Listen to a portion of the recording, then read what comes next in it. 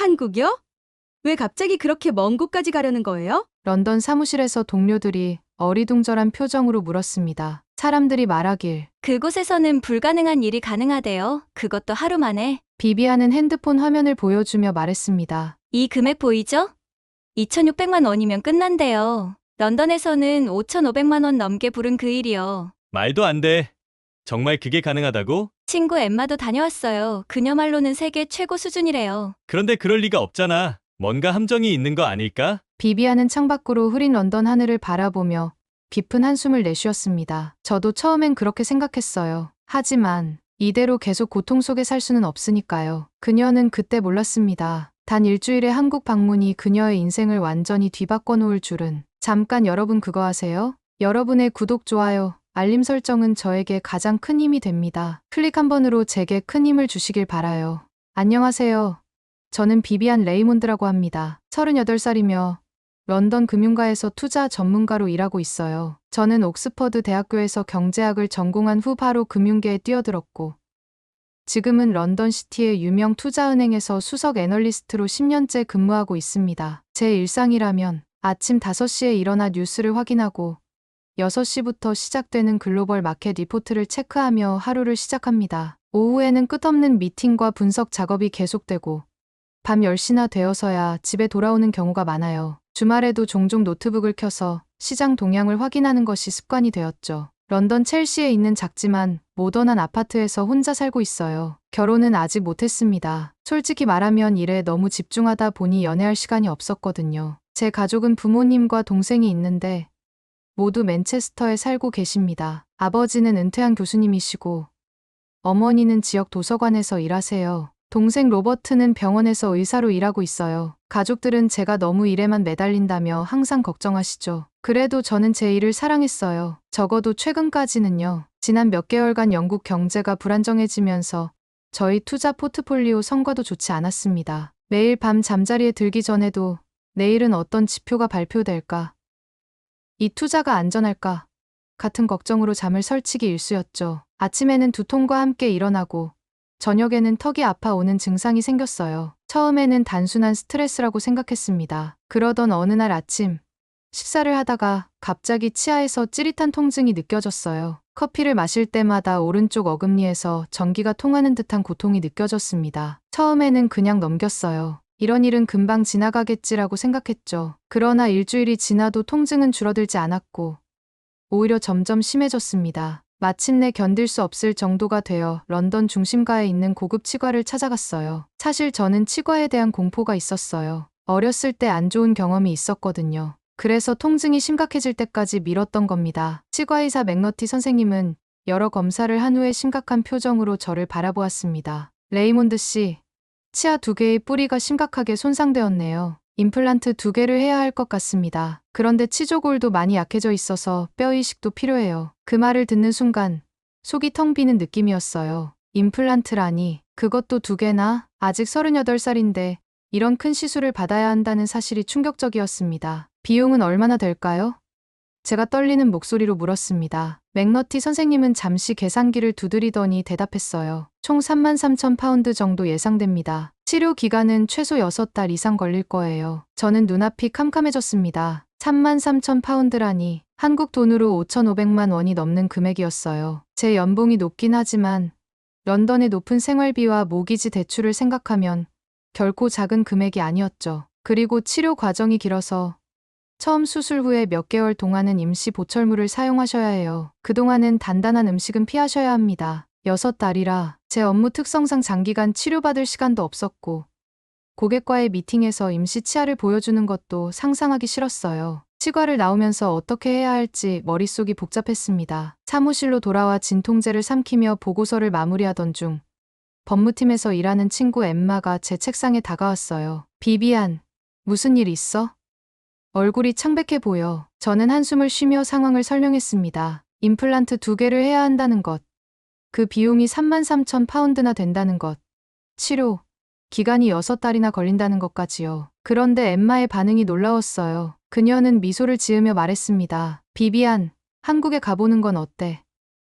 내가 얼마 전에 한국에서 임플란트 했거든. 하루 만에 끝났고 비용도 너희 3분의 1도 안 들었어. 저는 엠마의 말이 믿기지 않았습니다. 하루 만에 임플란트라니 말도 안 되는 소리처럼 들렸어요. 엠마, 농담하는 거지.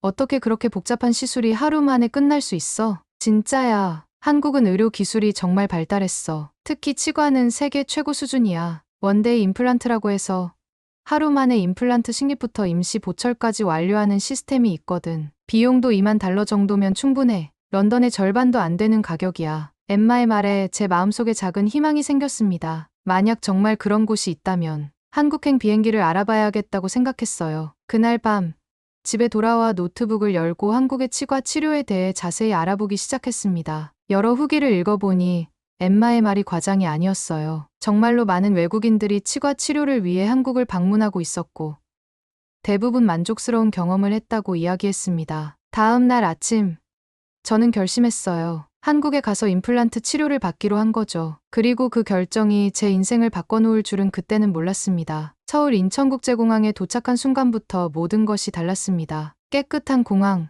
영어 안내 표지판, 그리고 친절한 직원들. 런던에서의 복잡하고 지친 일상을 뒤로하고 새로운 세계에 발을 들였다는 느낌이 들었어요. 한국 치과 측에서 보내준 차량이 공항에서 저를 기다리고 있었습니다. 드라이버는 영어로 인사하며 제 짐을 실어주었어요. 차량 안에는 생수와 간식, 그리고 한국 관광 가이드북까지 준비되어 있었습니다. 이런 세심한 배려에 저는 이미 감동하기 시작했어요. 처음 한국 방문이신가요?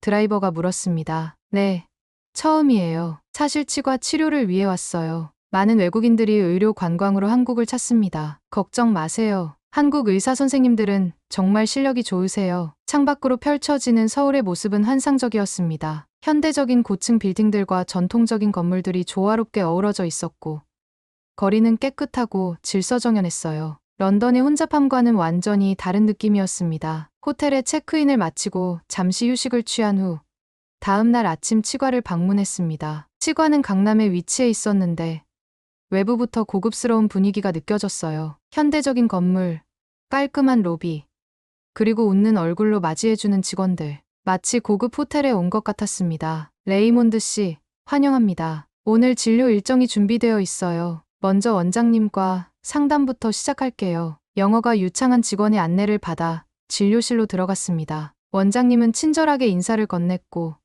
제 상태에 대해 자세히 물어보셨어요. 영국에서 치료 계획을 들으셨다고 했죠. 임플란트 2개와 뼈 이식이 필요하다고요? 네. 그렇습니다. 그런데 여기서 하루 만에 가능하다는 게 정말인가요? 원장님은 미소를 지으며 설명했습니다. 레이몬드 씨의 케이스는 원데이 임플란트로 가능해요. 3D CT 촬영을 통해 정확한 위치를 파악하고 디지털 가이드를 이용해 정확하게 식립합니다. 그 후 바로 임시 보철물을 장착해 드릴 거예요. 물론 완전한 치유와 영구 보철물 장착은 몇 개월 후에 다시 방문하시거나 현지 치과에서 마무리하셔야 합니다. 원장님의 자신감 있는 설명에 제 불안감은 조금씩 사라졌습니다. 그러나 여전히 의심이 남아 있었어요. 진짜로 안전한가요? 런던에서는 최소 6달 이상의 과정이 필요하다고 했는데 한국은 치과 의료 기술이 세계 최고 수준입니다. 특히 임플란트는 우리나라가 특화되어 있어요. 걱정 마세요. 검사가 시작되었습니다.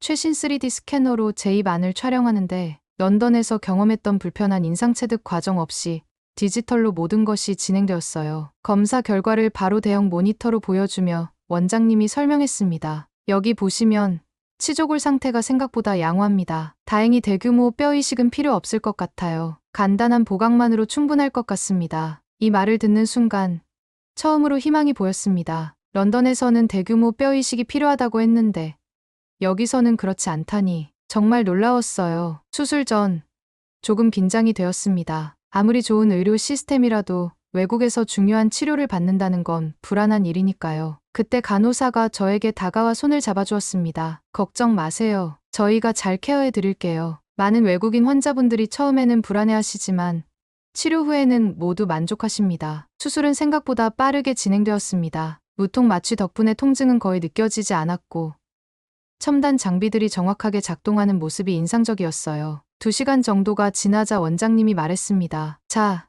이제 거의 다 끝났습니다. 임시 보철물을 장착할 차례예요. 거울을 보니 정말 놀라웠습니다. 제 입 안에 새로운 치아가 보였고 겉으로 봐서는 전혀 임시 치아처럼 보이지 않았어요. 자연스러운 색상과 형태였습니다. 와, 이게 정말 하루 만에 가능한 거군요. 네. 레이몬드 씨, 이제 당장 식사도 가능합니다. 다만 처음 며칠은 부드러운 음식을 드시는 게 좋아요. 수술 후 결제를 할 때 또 한 번 놀랐습니다. 총 비용은 2만 달러. 한국 돈으로 2,600만 원 정도였어요. 런던에서 들었던 비용의 절반도 안 되는 금액이었습니다. 추가 비용은 없나요? 영국에서는 항상 예상보다 더 많은 비용이 들곤 했는데, 아니요. 처음 상담 때 말씀드린 금액이 전부입니다. 차후 관리나 추가 비용은 없어요. 비용의 투명성과 합리성에 또 한 번 감동받았습니다. 런던에서는 매번 치과에 갈 때마다 추가 비용이 발생했는데, 여기서는 그렇지 않다니. 치료 후 휴식을 취하기 위해 회복실로 안내받았습니다. 편안한 소파, 따뜻한 차, 그리고 부드러운 음악이 흐르는 공간이었어요. 간호사는 주기적으로 제 상태를 확인해 주었고, 필요한 경우 통증 관리도 도와주었습니다. 통증은 없으세요? 불편하신 점 있으시면 언제든지 말씀해 주세요. 런던에서는 상상할 수 없는 수준의 케어였습니다. 치과 치료가 끝난 후에도 이렇게 세심하게 관리해 주다니 정말 놀라웠어요. 호텔로 돌아가는 길에 치과에서 준비해준 회복 키트를 받았습니다. 부드러운 음식과 진통제, 그리고 구강관리 용품이 포함된 세트였어요. 이런 작은 배려가 제 한국 방문을 더욱 특별하게 만들었습니다. 호텔 방에 돌아와 거울 앞에 서서 미소를 지어봤습니다. 새로운 치아가 자연스럽게 빛났고 통증도 거의 느껴지지 않았어요. 창밖으로 서울의 야경이 펼쳐졌고 그 순간 저는 생각했습니다. 이게 바로 한국의 힘이구나. 의료 기술과 서비스의 완벽한 조화. 치료가 끝난 후 서울을 직접 경험해보고 싶었습니다. 다행히 치통이 사라진 덕분에 마음이 한결 가벼워졌어요. 호텔 프론트에서 추천받은 인근 공원으로 산책을 나섰습니다. 저녁 8시가 넘은 시간이었지만 공원은 여전히 사람들로 활기찼어요. 조깅하는 사람들, 반려견과 산책하는 가족들, 벤치에 앉아 책을 읽는 학생들까지. 런던이었다면 이 시간에 혼자 공원을 걷는 건 상상도 못했을 텐데, 더 놀라운 것은 안전함이었습니다. 여성 혼자서도 밤에 걸어도 전혀 문제가 없어 보였어요. 공원 곳곳에 설치된 비상벨과 가로등, 그리고 순찰하는 경찰의 모습이 안심이 됐습니다. 산책을 마치고 배가 고파져서 근처 편의점에 들어갔어요. 편의점이라고 하지만 런던의 그것과는 차원이 달랐습니다. 깨끗한 매장, 다양한 상품, 그리고 데워 먹을 수 있는 신선한 음식들. 게다가 24시간 운영하며 작은 테이블까지 마련되어 있었죠. 이게 정말 편의점이라고요? 저도 모르게 큰 소리로 말했어요. 계산대에 있던 직원이 웃으며 영어로 대답했습니다. 네. 한국 편의점입니다. 처음 방문하셨나요? 저는 고개를 끄덕이며 임플란트 치료를 위해 한국에 왔다고 설명했어요. 직원은 제게 부드러운 음식을 추천해 주었어요. 임플란트 후에는 단단한 음식은 피하는 게 좋아요. 이 순두부 찌개와 계란찜은 어떠세요? 둘 다 부드럽고 영양가도 높답니다. 그리고 이 찹쌀떡은 쫄깃하지만 씹는데 힘이 덜 들어요. 직원의 세심한 추천에 감동받았습니다. 심지어 전자레인지 사용법까지 친절하게 알려주셨어요. 다음 날 아침, 치과에서 간단한 검진을 받은 후 본격적으로 서울 관광에 나섰어요. 지하철을 이용해 보기로 했는데 이 또한 놀라운 경험이었습니다. 깨끗한 역사, 명확한 다국어 표지판, 그리고 무엇보다 와이파이가 끊김없이 연결된다는 점. 런던 지하철에서는 상상도 할 수 없는 편리함이었어요. 와, 이게 정말 대중교통이란 말인가? 지하철에서 만난 한 한국 대학생은 제가 길을 찾는 것을 도와주었고, 심지어 자신이 추천하는 관광 코스까지 메모해 주었습니다. 낯선 사람에게 이렇게 친절한 경우가 런던에선 드물었기에 더욱 감동받았어요. 경복궁, 광화문, 인사동을 거쳐 남산타워까지 하루 동안 서울의 주요 명소를 둘러보았습니다. 북촌 한옥마을에서는 좁은 골목길을 따라 걸으며 전통 가옥의 아름다움에 빠져들었어요. 한 한옥 체험관에 들어가 전통차를 마시는데 주인 할머니께서 제 임플란트 이야기를 듣고는 차가운 것보다 따뜻한 오미자차가 좋을 거야 라며 특별히 준비해 주셨죠. 이태원에서는 다양한 국적의 사람들과 마주쳤는데 그들 중 다수가 저처럼 의료 관광객이라는 사실이 놀라웠어요. 홍대 거리에서는 젊은이들의 열정적인 거리 공연의 발걸음을 멈췄고 어느새 함께 박수치며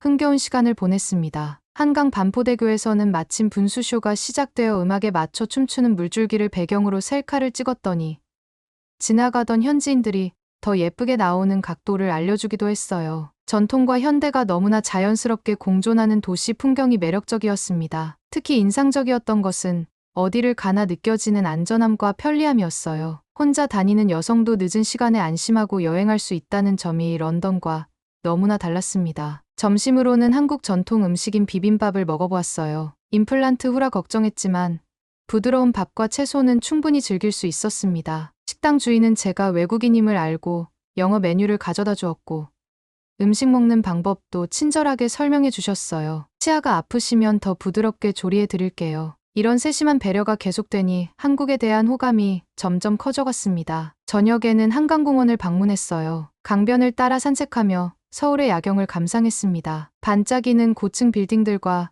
다리 위에 조명이 강물에 비치는 모습이 환상적이었어요. 공원에서는 많은 사람들이 피크닉을 즐기거나 자전거를 타고 있었고 거리 공연도 펼쳐지고 있었습니다. 이렇게 활기차고 안전한 도시라니 런던과는 너무 다르다. 호텔로 돌아가는 길에 편의점에서 간식을 사들고 방으로 돌아왔어요. 침대에 누워 오늘 찍은 사진들을 보며 소셜미디어에 포스팅했습니다. 오늘 서울 탐험. 임플란트 하러 왔다가 이 도시의 매력에 푹 빠졌어요. 샵 서울여행 샵 한국 의료관광. 포스팅을 올린 지 10분도 안 돼서 수많은 댓글이 달렸어요. 비비안, 정말 임플란트 때문에 한국에 간 거야? 비용은 얼마나 들었어? 런던보다 저렴해. 치료는 어땠어?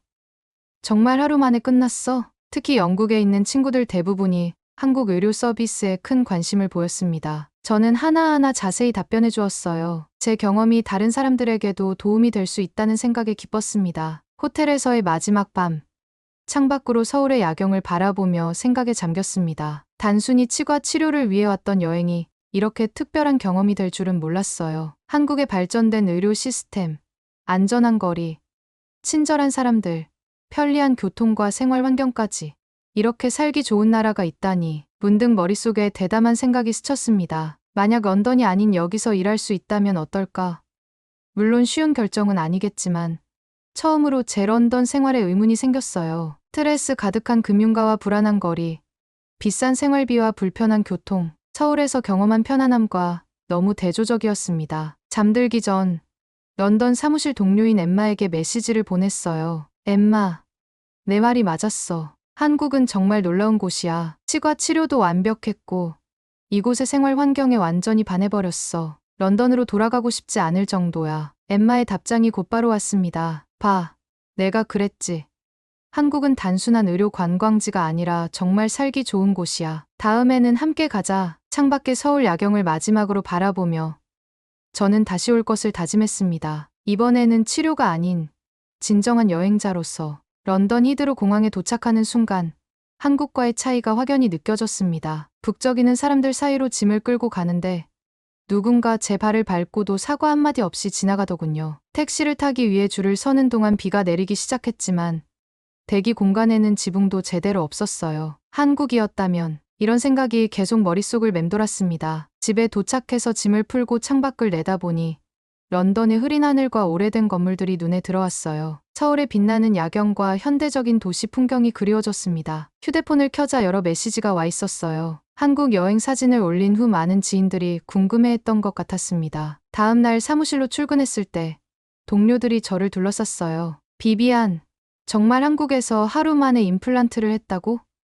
믿을 수 없어. 저는 새 치아를 자랑스럽게 보여주며 한국에서의 경험을 들려주었습니다. 치과 치료의 효율성, 비용의 합리성, 그리고 서비스의 품질까지. 동료들은 놀란 표정으로 제 이야기를 경청했어요. 정말 $20,000밖에 안 들었다고? 여기서는 33,000파운드라며? 맞아요. 게다가 그 돈으로 치료뿐만 아니라 서울 관광까지 즐겼죠. 팀장 로버트가 관심을 보였습니다. 그도 오래전부터 치아 문제로 고민하고 있었거든요. 비비안, 혹시 그 치과 정보 좀 공유해 줄 수 있을까? 물론이죠. 제 경험을 상세히 정리해서 보내드릴게요. 그날 점심시간, 구내 식당에서 샐러드를 먹고 있는데 회계팀의 사라가 다가왔어요. 비비안, 한국에 대해 더 물어봐도 될까? 사실 나도 오래전부터 치과 치료를 미루고 있었거든. 저는 사라에게 한국 의료 관광에 대해 상세히 설명해 주었습니다. 제 이야기를 들은 사라는 눈을 반짝이며 말했어요. 다음 달에 휴가를 쓸 예정인데 한국으로 방향을 바꿔야겠어. 치료도 받고 여행도 즐기면 일석이조잖아. 일주일도 채 지나지 않아 사무실에서는 한국 의료 관광이 화제가 되었습니다. 6명의 동료가 한국 치과 예약을 문의했고 3명은 이미 비행기 표를 예약했다고 해요. 런던 금융가에 한국 열풍이 불기 시작한 것입니다. 어느 날 사무실 회의 중에 제 상사인 피터 부장이 불쑥 질문을 던졌어요. 비비안, 한국에서의 경험이 정말 인상적이라고 들었는데 실제로 살아보는 것도 괜찮을까? 그 질문에 모두가 놀란 표정을 지었습니다. 피터는 계속해서 말했어요. 사실 우리 회사가 아시아 지역 사무소 설립을 검토 중인데 서울이 후보지 중 하나야. 내가 한국을 직접 경험해봤으니 조언해줄 수 있을까? 제 심장이 빠르게 뛰기 시작했습니다. 이것이 바로 기회라는 생각이 들었어요. 피터, 제가 직접 경험한 바로는 서울은 사업하기에 최적의 도시예요. 디지털 인프라가 뛰어나고 안전하며 외국인을 위한 서비스도 잘 갖춰져 있어요. 게다가 생활의 질이 정말 높습니다. 회의 후 피터가 저를 따로 불렀어요. 비비안, 정말 진지하게 묻는 건데 만약 서울 사무소가 열린다면 파견 근무에 관심 있어? 그 순간 제 마음속에서 답은 이미 정해져 있었습니다. 네, 물론이죠. 정말 좋은 기회라고 생각합니다. 그로부터 석 달 후 저는 서울 강남에 있는 회사 임시 사무실에서 근무를 시작했어요. 아시아 시장 조사를 위한 6개월 파견이었지만 제 마음속에는 이미 더 오래 머물고 싶다는 생각이 자리 잡고 있었습니다. 한국에서의 생활은 상상했던 것보다 더 좋았어요. 출퇴근 시간은 고작 20분. 런던에서는 1시간 이상 걸렸던 것에 비하면 꿈 같은 일이었죠. 식사는 회사 근처 식당에서 해결했는데 매일 새로운 한국 음식을 발견하는 재미가 있었습니다. 주말에는 서울 곳곳을 탐험했어요. 북한산 등산, 한강 자전거 라이딩, 전통시장 구경까지. 한국인 동료들이 항상 좋은 장소를 추천해 주었고 가끔은 함께 여행을 떠나기도 했습니다. 파견 기간이 거의 끝나갈 무렵 런던 본사에서 연락이 왔어요. 비비안, 서울 사무소 정식 설립이 결정됐어. 내가 초기 팀을 이끌어줬으면 해. 관심 있어? 그 제안은 제가 꿈꿔왔던 바로 그것이었습니다. 런던의 스트레스 많은 생활을 뒤로하고 서울에서 새로운, 더 균형 잡힌 삶을 시작할 수 있는 기회였어요. 네. 정말 영광입니다. 기꺼이 맡겠습니다. 오늘날 저는 서울에서의 삶이 3년째 접어들었습니다. 강남의 아파트에서 살며 매일 아침 한강을 바라보는 것으로 하루를 시작해요. 회사는 성공적으로 자리를 잡았고 저희 팀은 이미 15명으로 성장했습니다. 더 놀라운 것은 저를 따라 한국으로 이주한 영국인 친구들이 5명이나 된다는 사실이에요. 그중에는 치과 치료를 받으러 왔다가 한국에 반해 이민을 결정한 사람도 있습니다. 가끔 런던 사무실을 방문할 때마다 동료들이 제게 물어봐요. 비비안, 한국에서의 삶은 어때? 여전히 그렇게 좋아? 저는 항상 같은 대답을 합니다. 내 인생에서 가장 좋은 결정이었어요. 단순한 치과 치료가 제 인생을 완전히 바꿔놓은 거죠. 누가 상상이나 했을까요? 치통 한 번에 시작된 여정이 제 인생의 방향을 바꿀 줄은. 한국에서의 임플란트 경험이 새로운 삶, 새로운 경력, 그리고 새로운 행복으로 이어질 줄은 말이에요. 인생의 터닝포인트는 때로 가장 예상치 못한 순간에 찾아옵니다. 저에게는 그것이 바로 치통이었고 한국이었습니다. 오늘의 이야기는 여기까지입니다. 오늘의 사연이 마음에 드셨다면 구독, 좋아요 부탁드리겠습니다. 소중한 시간 긴 이야기 끝까지 들어주셔서 진심으로 감사합니다. 앞으로도 더 좋은 사연으로 여러분을 찾아오겠습니다. 시청해 주셔서 감사합니다. 여러분은 상상이나 해보셨나요? 병원에 가서 진료를 받으려면 집 한 채를 팔아야 한다면, 아픈 몸을 이끌고도 진료비 걱정에 병원 문턱조차 넘지 못한다면요. 여기 그런 세상에서 살았던 한 남자가 있습니다. 그리고 그는 기적 같은 나라를 만났습니다. 아버지 죄송해요. 제가 좀 더 돈을 벌었더라면 아버지를 살릴 수 있었을 텐데. 리우, 한국에 가보는 건 어때? 내 사촌 창민이도 거기서 일하면서 병원비 걱정 없이 잘 지내고 있어. 한국? 거긴 다르긴 다른가 보네. 하지만 나 같은 외국인도 치료받을 수 있을까? 창민 말로는 외국인도 의료보험에 가입하면 병원비가 거의 공짜래. 그런 곳이 정말 있단 말이야? 그리고 그 남자는 떠났습니다. 절망 속에서도 희망을 찾아. 과연 한국에서 그의 삶은 어떻게 바뀌었을까요? 그리고 그가 마주한 한국 의료보험 제도의 진짜 모습은 무엇이었을까요? 한국에서 펼쳐진 한 중국인 청년의 감동 실화.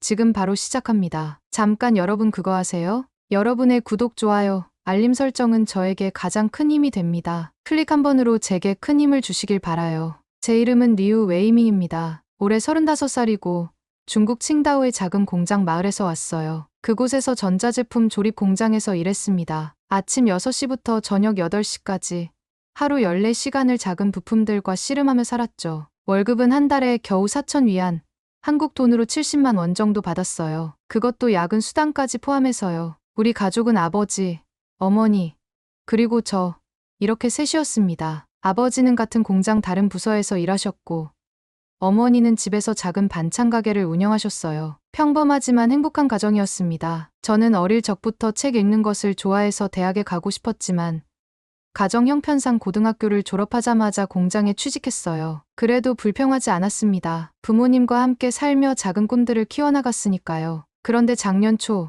우리 가족에게 큰 시련이 찾아왔습니다. 아버지가 갑자기 심한 복통을 호소하셨어요. 처음에는 과로 때문인 줄 알았습니다. 하지만 통증이 점점 심해져서 결국 지역 병원을 찾았죠. 의사의 표정이 심상치 않았어요. 정밀 검사를 받아봐야 한다고 했습니다. CT 검사비가 2,000위안입니다. 어머니와 저는 서로 눈빛만 교환했어요. 그 돈이면 저희 가족의 한 달 식비와 맞먹는 금액이었으니까요. 하지만 아버지의 건강이 우선이었습니다. 어머니가 반찬 가게 운영비로 모아둔 돈을 꺼내 검사비를 냈어요. 그리고 일주일 후 청천벽력 같은 소식을 들었습니다. 아버지가 간암 말기라는 진단이 나온 거예요. 의사는 냉정하게 말했어요. 수술과 항암 치료가 필요합니다. 비용은 최소 30만 위안에서 50만 위안 정도 예상됩니다. 그 순간 온 세상이 무너지는 것 같았어요. 30만 위안이라면 저희 가족이 7년 동안 모든 지출을 아끼고 저축해야 모을 수 있는 금액이었습니다. 집을 팔 수밖에 없었어요. 다행히 작은 아파트였지만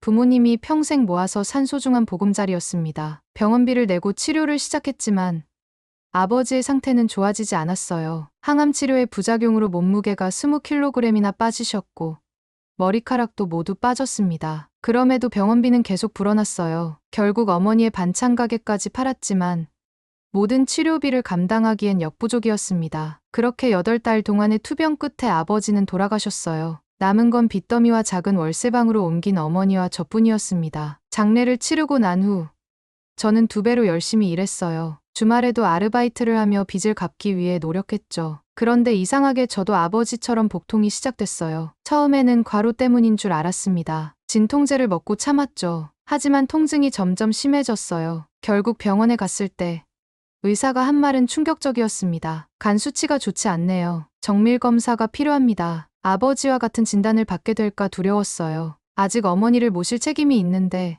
제가 병들면 어머니는 어떻게 될지 생각만 해도 끔찍했습니다. 하지만 검사비를 감당할 여유가 없었어요. 아버지의 병원비로 빚을 진 상태였으니까요. 그래서 저는 정밀 검사를 미루기로 했습니다. 그러던 어느 날 공장 휴식 시간에 휴대폰으로 지역 온라인 커뮤니티를 보고 있었어요. 그때 한 게시물이 눈에 띄었습니다. 한국에 가면 보험료도 싸고 병원비도 거의 공짜라더라. 처음에는 그냥 지나칠 뻔했어요. 인터넷에 과장된 이야기라고 생각했거든요. 그런데 댓글들이 심상치 않았습니다. 진짜임. 내 사촌이 위암 진단받고 한국 가서 수술받았는데 중국 비용이 10분의 1도 안 들었대.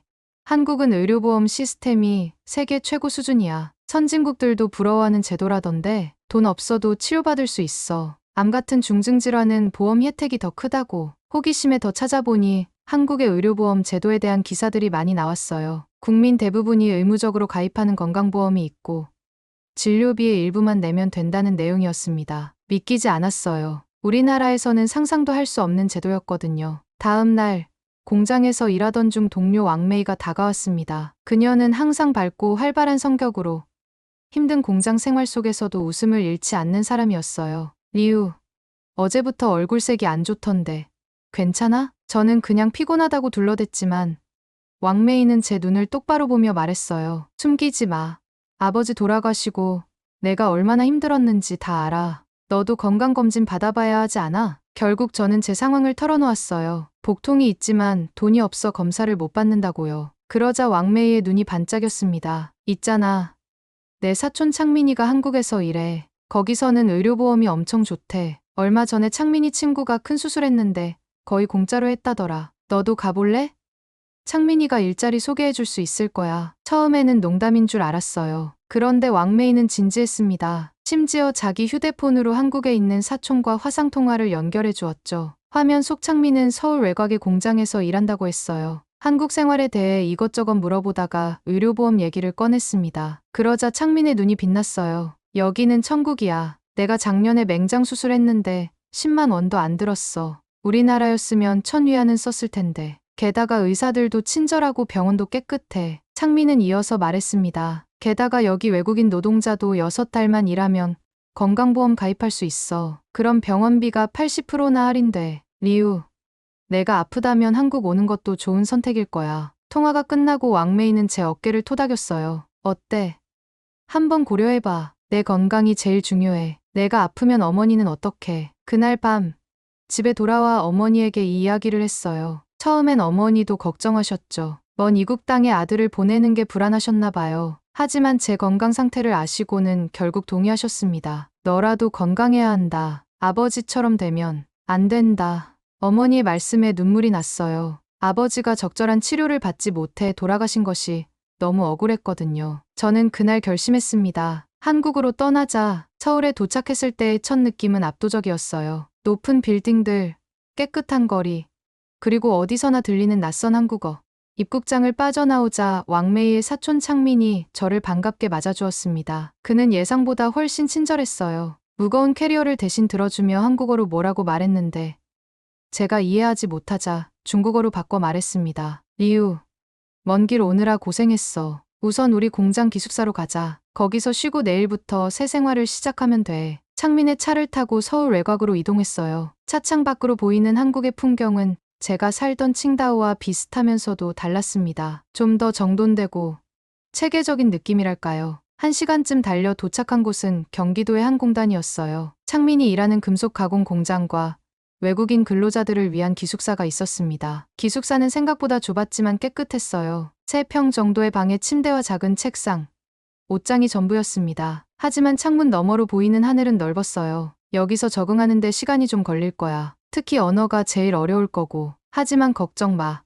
공장에 중국인들이 꽤 있어서 도움받을 수 있을 거야. 창민의 말대로 다음 날부터 새로운 생활이 시작됐습니다. 공장 관리자와의 면접은 간단했어요. 창민이 통역을 해주었고 제 경력을 확인한 후 바로 채용해 주었습니다. 급여는 중국에서 받던 것의 2배 가까이 됐어요. 월급이 150만 원 정도라고 했는데 당시 중국 돈으로 9천 위안이 넘는 금액이었습니다. 일은 익숙했어요. 금속 부품을 깎고 다듬는 작업이었는데 제가 중국에서 하던 일과 크게 다르지 않았습니다. 다만 언어 장벽이 높았어요. 작업 지시를 이해하지 못해 실수하기도 했고 동료들과 대화하기도 어려웠습니다. 그렇게 며칠이 지난 어느 날 공장 식당에서 점심을 먹고 있는데 누군가 중국어로 말을 걸었어요. 새로운 중국인 동생이구나. 나는 린이야. 여기서 3년째 일하고 있어. 린은 45살쯤 된 중국인 남성이었어요. 친절한 미소가 인상적이었습니다. 그는 제게 한국 생활에 대한 조언을 아끼지 않았어요. 한국에서 살려면 3가지가 중요해. 첫째,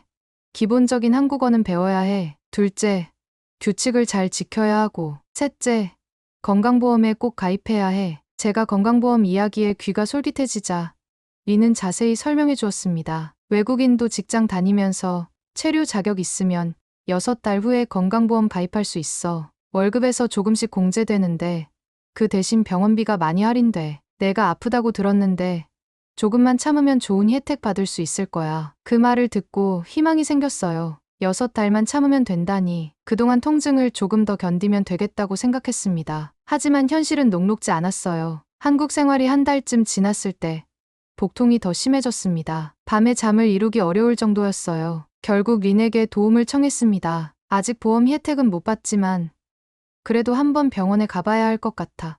내가 통역해줄게. 린의 도움으로 공장 근처 병원을 찾았어요. 중국 병원과는 확연히 달랐습니다. 깨끗한 시설, 질서 정연한 대기 시스템, 그리고 무엇보다 의사와 간호사들의 친절한 태도가 인상적이었어요. 접수 창구에서 외국인 등록증을 제시하자 직원이 뭐라고 물었습니다. 린이 통역해 주었어요. 건강보험에 가입했냐고 물어봐. 아직 안 했다고 해. 제가 고개를 저으니 직원이 다시 뭐라고 설명했어요. 린이 말했습니다. 보험 없으면 비용이 좀 비싸대. 괜찮겠어? 걱정이 됐지만 통증이 너무 심해 진료를 받기로 했어요. 대기실에서 기다리는 동안 주변을 둘러보니 다양한 국적의 사람들이 있었습니다. 베트남어, 태국어, 영어 등 여러 언어가 들려왔어요. 옆자리에 앉은 젊은 남성이 영어로 말을 걸었습니다. 린이 간단히 통역해 주었어요. 그는 베트남에서 온 응우엔이라고 했습니다. 한국 의료 시스템 정말 좋아요. 제 고향에서는 병원 가려면 하루 종일 줄 서야 하는데 여기는 정말 빨라요. 그리고 무엇보다 싸요. 응우엔은 한국에 온 지 3년 되었다고 했어요. 이미 건강보험의 혜택을 받고 있었고 작년에 맹장 수술을 받았을 때 비용이 거의 들지 않았다고 자랑했습니다. 이야기를 나누던 중 의사가 저를 부르더군요. 진료실에 들어가니 젊은 의사가 친절하게 맞아주었습니다. 린이 제 증상을 설명했고 의사는 진지하게 들었어요. 간단한 진찰 후 의사는 무언가를 처방하더니 말했습니다. 린이 통역했어요. CT 검사를 해봐야 정확히 알 수 있대. 오늘 할 수 있는데 할래? 순간 긴장했어요. 중국에서는 CT 검사 비용이 한 달 월급과 맞먹었거든요. 하지만 건강이 우선이라 생각하고 동의했습니다. 놀랍게도 검사 과정은 신속했어요. 대기 시간도 짧았고 검사 자체도 10분 만에 끝났습니다. 결과를 기다리는 동안 린에게 물었어요. 비용이 얼마나 될까요? 린은 어깨를 으쓱했습니다. 글쎄, 보험 없으니까 좀 비싸겠지. 50만 원 정도 될지도. 하나 50만 원이면 중국 돈으로 3천 위안 정도. 한 달 생활비와 맞먹는 금액이었지만 중국에서의 검사비보다는 훨씬 저렴했어요. 안도의 한숨을 내쉬었습니다. 검사 결과 저는 초기 간경화 진단을 받았어요. 의사는 약물 치료를 시작하면 호전될 수 있다고 했습니다. 처방약을 받고 수납창고로 가서 비용을 계산할 때 정말 놀랐어요. 35만 원입니다. 예상보다 저렴했습니다. 게다가 약값까지 포함된 금액이었어요. 중국에서였다면 최소 배는 더 냈을 겁니다. 그날 이후로 저는 한국 의료 시스템에 대한 확신이 생겼어요. 6달만 견디면 건강보험 혜택까지 받을 수 있다니.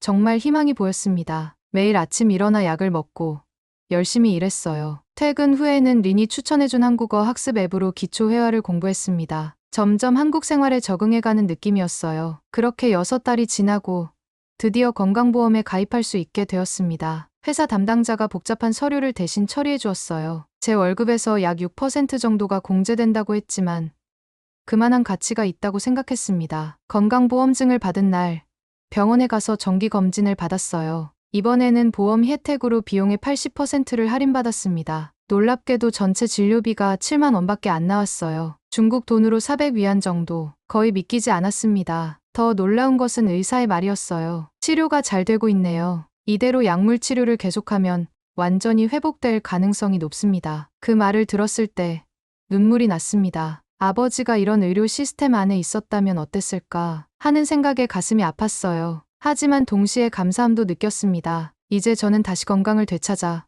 어머니를 돌볼 수 있을 테니까요. 병원을 나오면서 린에게 말했어요. 정말 놀라워요. 중국에서 이런 치료 받으려면 집 한 채는 팔아야 할 텐데 여기선 점심값 정도면 충분하네요. 린은 웃으며 대답했습니다. 그래서 내가 한국을 의료보험 천국이라고 했잖아. 여기 있으면 건강 걱정 없이 살 수 있어. 한국 생활이 점점 안정되어 가던 어느 날 아침 공장 입구에 낯선 차들이 줄지어 서 있었어요. 검은 정장을 입은 사람들이 공장으로 들어가고 있었습니다. 창민이 급하게 다가와 귓속말로 말했어요. 정부 단속반이야. 불법 체류자랑 건강보험 부정수급자 조사한대. 심장이 쿵 내려앉았습니다. 저는 합법적인 체류자였지만 왠지 불안한 마음이 들었어요. 마치 중국에서 경찰을 마주쳤을 때처럼 긴장됐습니다. 조용히 작업장 뒤편으로 빠져나가 화장실에 숨었어요. 화장실 칸에 앉아 숨을 죽이고 있는데 누군가 들어오는 소리가 들렸습니다. 구두 소리가 제가 숨어있는 칸 옆에 멈췄어요. 단속 반원이 화장실을 이용하는 것 같았습니다. 너무 긴장한 나머지 갑자기 재채기가 나올 것 같았어요. 필사적으로 참으려 했지만 하츠이 큰 소리로 재채기를 하고 말았습니다.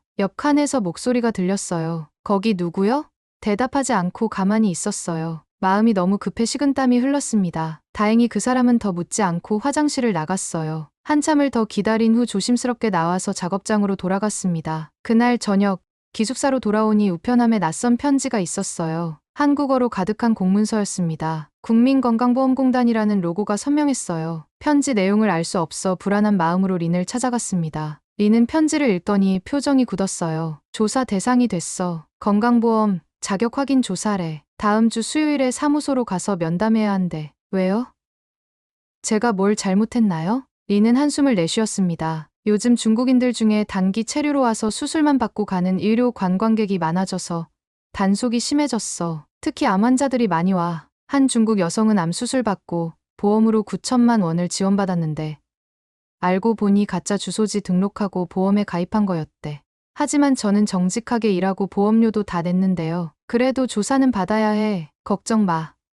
너는 합법적으로 체류하고 있으니까 문제 없을 거야. 내가 같이 가줄게. 그날 밤 잠을 이룰 수 없었어요. 혹시 추방당하면 치료를 계속 받을 수 없을 텐데 중국으로 돌아가면 아버지처럼 병원비 감당 못해 제대로 치료도 못 받을지도 모른다는 생각에 식은땀이 흘렀습니다. 다음 날 공장에서 만난 베트남인 응우엔이 제 고민을 듣고는 위로해 주었어요. 걱정하지 마. 내 친구도 그런 편지 받았는데 괜찮았어. 정직하게 살았으면 문제 없어.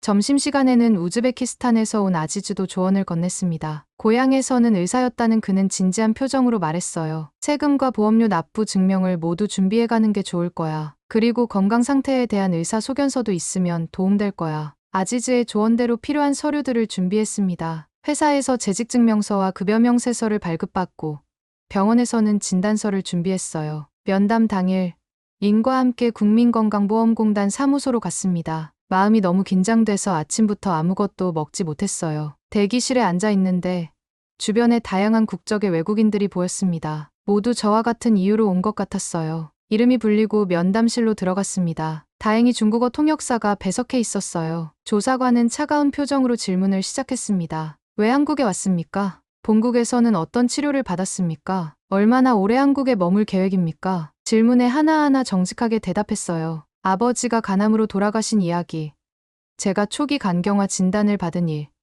그리고 한국에서 정당하게 일하며 세금과 보험료를 내고 있다는 사실을 모두 말했습니다. 마지막으로 떨리는 목소리로 말했어요. 저는 단지 살고 싶었을 뿐입니다. 아버지처럼 치료비 때문에 죽고 싶지 않았어요. 그 순간 긴장해서 그런지 배에서 크게 꼬르륵 소리가 났어요. 조사관과 통역사가 동시에 저를 쳐다봤습니다. 얼굴이 화끈거렸어요. 미안합니다. 너무 긴장해서 아침을 못 먹었어요. 의외로 이 순간에 조사관의 표정이 조금 누그러졌습니다. 그는 제가 준비해간 서류들을 꼼꼼히 검토한 후 고개를 끄덕였어요. 합법적인 체류자로 확인됐습니다. 앞으로도 보험료를 성실히 납부하세요. 안도의 한숨이 나왔습니다. 면담실을 나오는데 다리가 후들거렸어요. 린이 제 어깨를 두드리며 웃었습니다. 봤지?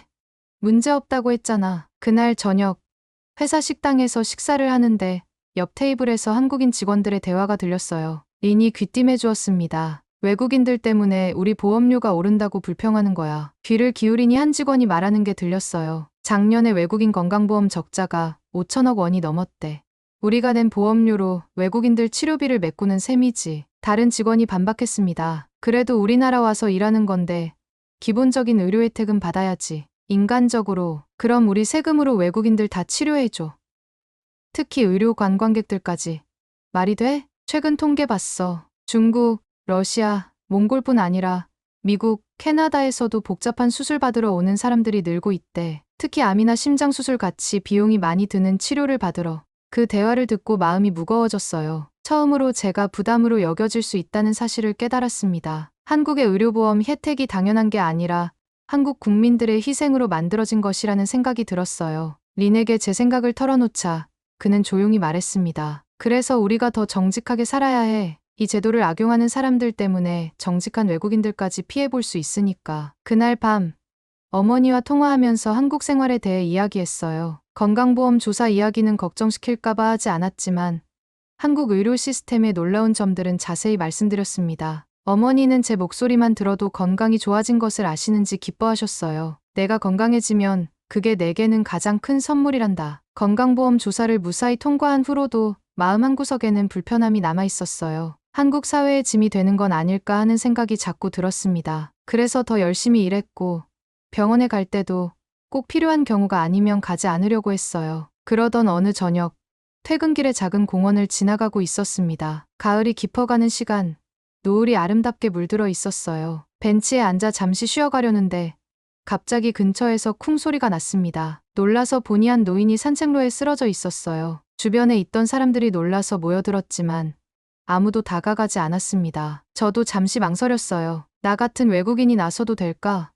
하는 생각이 들었거든요. 하지만 아버지를 간병하며 배웠던 응급처치 방법이 생각났습니다. 용기를 내어 노인에게 달려갔어요. 의식이 없고 호흡도 느껴지지 않았습니다. 주변 사람들에게 소리쳤어요. 구급차 불러주세요. 다행히 누군가 전화를 걸어주었어요. 저는 아버지에게 했던 것처럼 노인의 가슴에 손을 얹고 심폐소생술을 시작했습니다. 중국에서 아버지가 갑자기 의식을 잃었을 때 병원에서 알려준 방법 그대로요. 하나, 둘, 셋, 넷. 마음속으로 숫자를 세며 리듬을 유지했어요. 어느새 제 이마에서는 땀이 흘러내리고 있었습니다. 팔이 아프고 지쳤지만 멈출 수 없었어요. 아버지를 살리지 못했던 죄책감이 다시 떠올랐습니다. 이번에는 꼭 살려야 해. 약 10분 후 구급차가 도착했어요. 구급대원들이 노인을 살피고 산소 마스크를 씌웠습니다. 그중 한 명이 저에게 엄지를 치켜 세우며 말했어요. 심폐소생술 정말 잘하셨네요. 덕분에 맥박이 돌아왔어요. 노인을 구급차에 태우는 것을 보며 안도했습니다. 구급대원이 어디로 이송하는지 알려주었고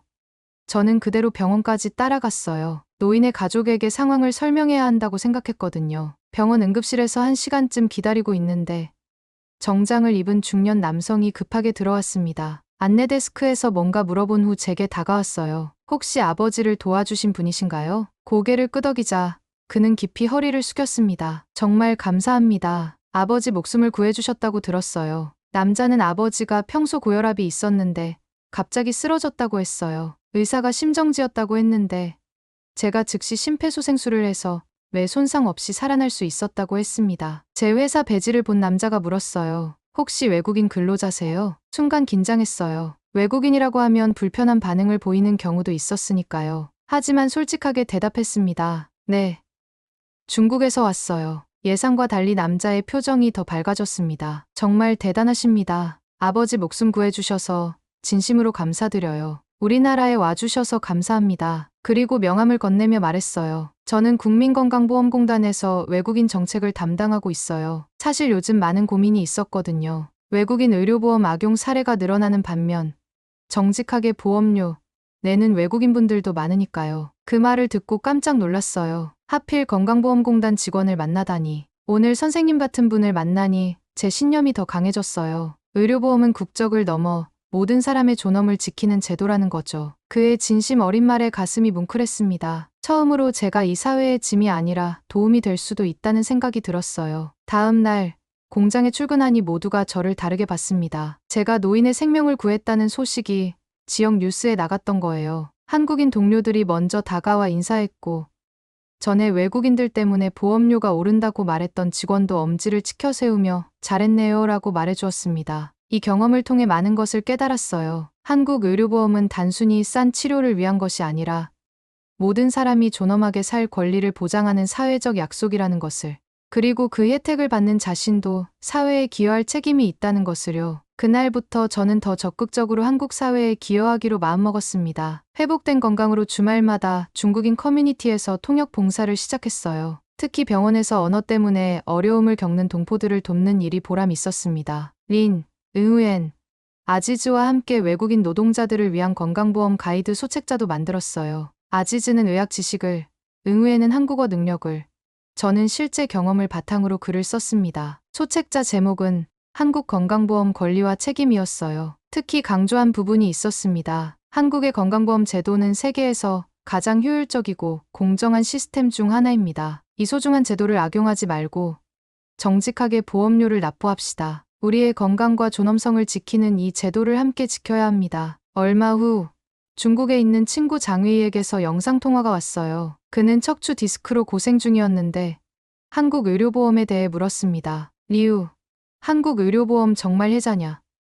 나도 수술 받으러 가볼까? 순간 고민했어요. 예전에 저였다면 그래, 당장 와 라고 했을 겁니다. 하지만 이제는 달랐어요. 장회의, 그냥 의료 관광객으로 오는 건 자제했으면 해. 그런 행동들이 정직하게 보험료 내는 사람들에게까지 피해를 줄 수 있어. 한국 의료보험은 공짜 천국이 아니야. 이 제도를 유지하려면 모두가 책임감을 가져야 해. 진짜 필요하다면 합법적인 방법으로 와서 정직하게 보험료를 내야 해.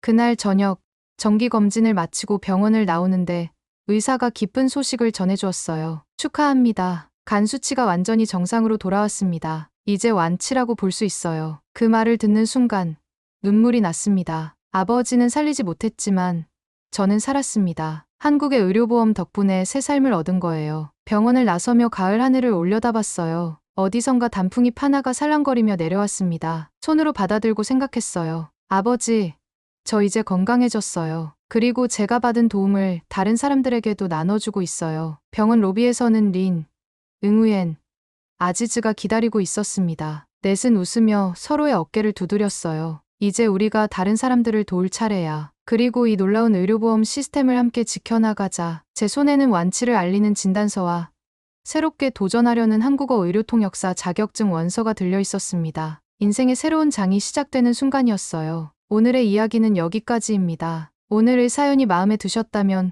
구독, 좋아요 부탁드리겠습니다. 소중한 시간 긴 이야기 끝까지 들어주셔서 진심으로 감사합니다. 앞으로도 더 좋은 사연으로 여러분을 찾아오겠습니다. 시청해 주셔서 감사합니다.